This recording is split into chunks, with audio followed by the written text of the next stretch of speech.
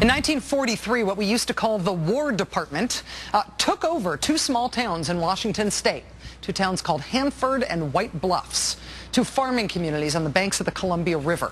The people who lived in Hanford and White Bluffs were given a month or so to clear out completely. They were told to leave their homes, abandon their crops. Some of the farmers burned their fields in protest. The people did not want to go. And that was not helped by the fact that the reason the government was taking their land was classified. Just go sit at your desk, okay? But 2 years later, on August 9th, 1945, the world learned the War Department's secrets at Hanford. The plutonium for the atomic bomb that the United States dropped on Nagasaki, Japan, which killed more than 70,000 people in its immediate aftermath and tens of thousands more in the following years. That plutonium for that bomb was made at Hanford. This is a replica of that 10,000-pound bomb. Little Boy was the bomb they dropped on Hiroshima. That was a uranium bomb. But the one they dropped on Nagasaki, that one was called Fat Man, and it was plutonium. It was plutonium from Hanford.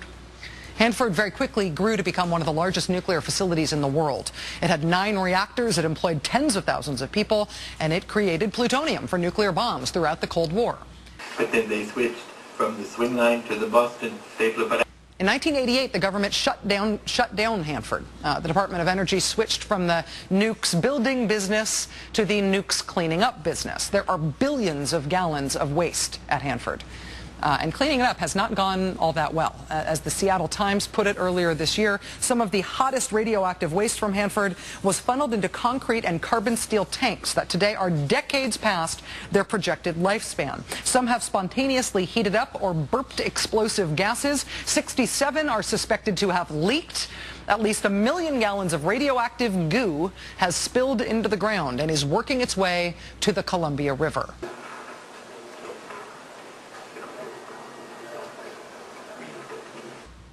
Yeah, what everybody agrees is the most contaminated site in North America is right on the beautiful Columbia River, which among other things is the lifeline for about 10,000 farmers and dozens of commercial fisheries. So the Hanford cleanup in Washington state is a tough situation. The Energy Department is in charge there. They hired the Bechtel Corporation to do the work. It's a multi-billion-dollar project on a 600 square mile site that again is the most contaminated place on the continent. Okay. And now a senior engineer on site who works for a subcontractor to Bechtel says something is very wrong there. Last week, Hanford engineer Dr. Walt Tamosaitis, who works for a subcontractor to Bechtel called URS, Dr. Tamosaitis testified before a Senate committee. The doctor told senators that after he raised concerns about the cleanup project being dangerously rushed by Bechtel and URS in order to hit deadlines and get bonuses, after he raised concerns that shortcuts being taken with Hanford's radioactive mess could lead to more radioactive leaks or explosions or fires, he says he was taken off his job.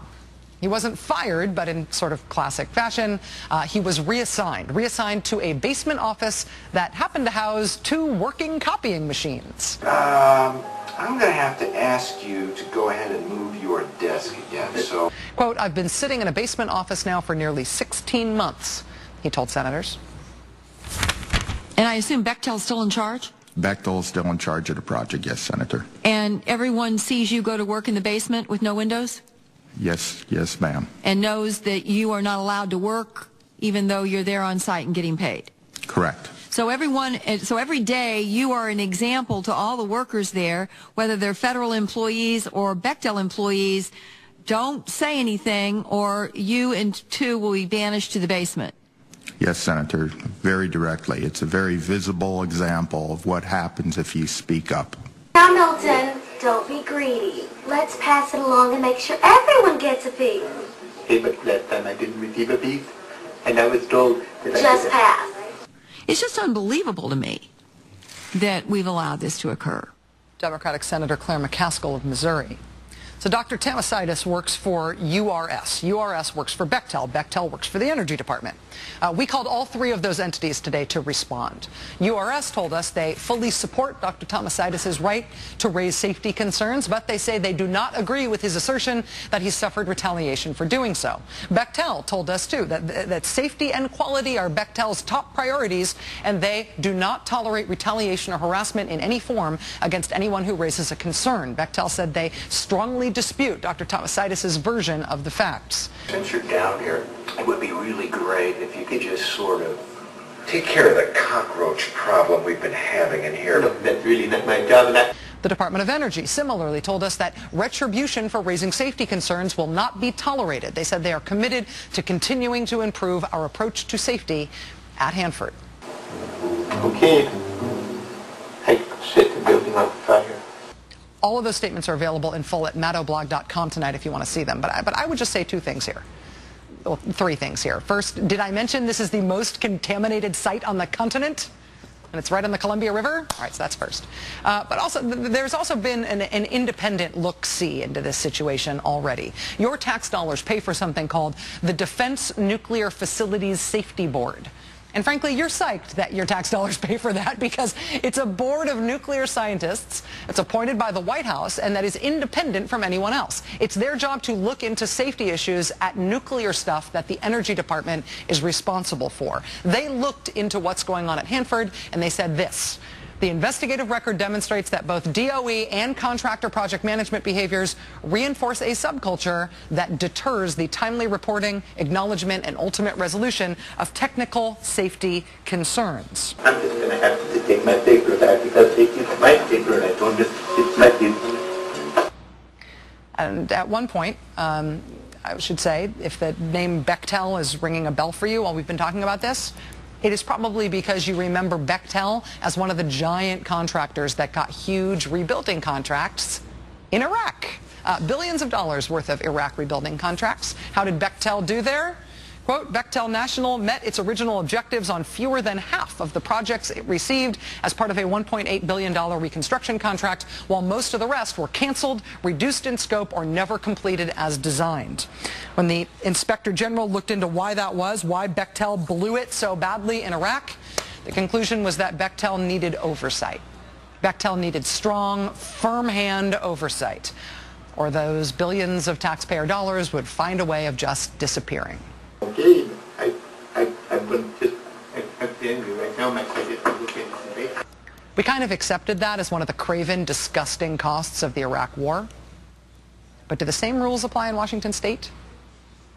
Joining us tonight for the interview are Walt Tamosaitis and Tom Carpenter, who's an attorney and executive director of a nonprofit group called Hanford Challenge, which has been a critic of conditions at the Hanford site. Thank you both for being here tonight. I appreciate it. Thank you. Dr. Tamosaitis, can you describe your safety concerns at Hanford for the non-nuclear engineers among us? Yes, ma'am. The major concern is poor mixing in the vessels, the tanks that process the hazardous nuclear waste. And if you have poor mixing in the tank, you can build up solids. The solids can trap hydrogen gas. You can have solids build up on the bottom of the tank, which can lead to a criticality. So the trapping of hydrogen gas can lead to a fire or an explosion, and the solids buildup could lead to a criticality. It's my paper, it's a swing line. Is that something that is an inevitability of the difficulty of this project, or is there a way they could handle that issue more safely if they were willing to take more time or spend more money? It can be addressed. It's a chemical plant, first of all. It's not a nuclear plant as people describe it. It's a chemical plant that processes a nuclear waste. The waste is like a very thick ketchup with sand in it, and they have to improve the mixing in the vessels. There's a couple ways to do it, and they need to address that in order to make the process safe. I don't care if they lay me off either, because I told Bill that if they move my desk one more time, then I'm quitting. Mr. Carpenter, let me ask you a question. I know that Dr. Tamosaitis is not the only whistleblower who has come forward from Hanford. I know that you have represented a couple of others. What other concerns have you known to be raised by whistleblowers at the site? Well, there are several other whistleblowers. One is the manager of nuclear safety at the waste treatment plant there. And she was raising concerns about the risks of hydrogen explosion and the fact that it could catch on fire, and the reducing of safety margins at the site. And this manager recently filed a whistleblower retaliation claim with the Department of Labor. I'm going to quit, and I told Dom too, because they've moved my desk 4 times already this year, and I used to be over by the window and I could see the squirrels, and they were married. Another engineer, scientist, was working for the Department of Energy. He still works there, and he's been raising concerns about how mixing in the tanks could lead to corrosion and erosion in the tanks, and actually wear a hole through the tanks, which obviously is not good for the nuclear process. That could lead to a leak or a release of radioactive material, which could harm the public. Oh, no, it's not okay, because if they make me, if they take my stapler, I'll set the building on fire. Both of these individuals have said, like Dr. Tamosaitis here, that their concerns have been suppressed, that they felt harassment. In terms of, Dr. Tamosaitis, let me go back to you. In terms of your safety concerns, and again, speaking to a public that may not be, including myself, all that familiar with the processes that you're describing there, what is the greatest risk that you think is possible here based on sort of corners that you've seen cut? Are we looking at something that could be more than the kind of leaks that Hanford has already experienced? Are we talking about something that could be a larger release of radioactive material?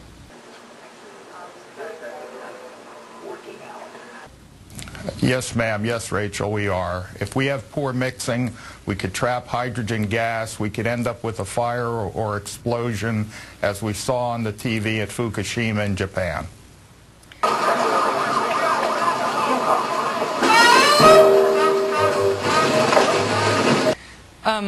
You have more than 40 years experience in this field, Doctor, as a highly skilled nuclear engineer. Since you have raised these concerns on site, what have you been spending your days doing for these past 16 months? What has your job been since you started raising concerns? Oh, there it is. Wait. Here, let me just go ahead and get that from you. Great. So, if you could just get to that as soon as possible, that would be terrific, okay? Thanks a bunch, Milton. Bye. I was assigned to a basement office, and in the basement I keep myself busy by reading technical papers and trying to stay abreast of the technologies. Mr. Carpenter, one last question for you. The Department of Energy owns this site and is responsible for meeting deadlines and trying to keep costs under control. They are also in charge of overseeing that work, overseeing the work to do the cleanup at Hanford. That is the hardest thing for me to understand here as somebody who's just concerned about this in terms of safety and good government. Is the Department of Energy effectively overseeing itself here? I didn't receive my paycheck this week. You're going to have to talk to payroll about that. I'd have to say no, and others agree with me. It's hard to be an owner as well as a regulator, and I think most people understand that. The commercial side of the nuclear industry has a separation between the owner, which is the owner of a nuclear reactor, for instance, and the Nuclear Regulatory Commission, which doesn't own anything, right? They're just there to protect the health and safety of the public.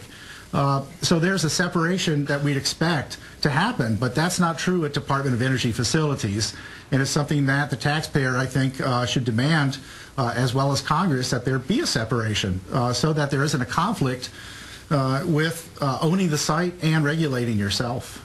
I did, and they said, Mel, we're going to need to go ahead and move you downstairs into storage B. No, I have some new people coming in, and we need all the space we can get. Tom Carpenter, the executive director of the nonprofit group Hanford Challenge, and Walt Tamosaitis, who's an employee at URS and a whistleblower on this site, and who has paid for it. Thank you both for being here tonight. I will tell our viewers again that the response from your employer, Doctor, from Bechtel and the Department of Energy are at our site if they'd like to compare stories. But this is pretty damning stuff that you've brought to the public's attention. Thank you for your bravery in doing it, sir. Okay. Thank you. Thank you. All right, we got the best new thing in the world coming up just in time. Stay with us. I kept my swing line stapler because it didn't bind up as much, and I kept the staples for the swing line stapler.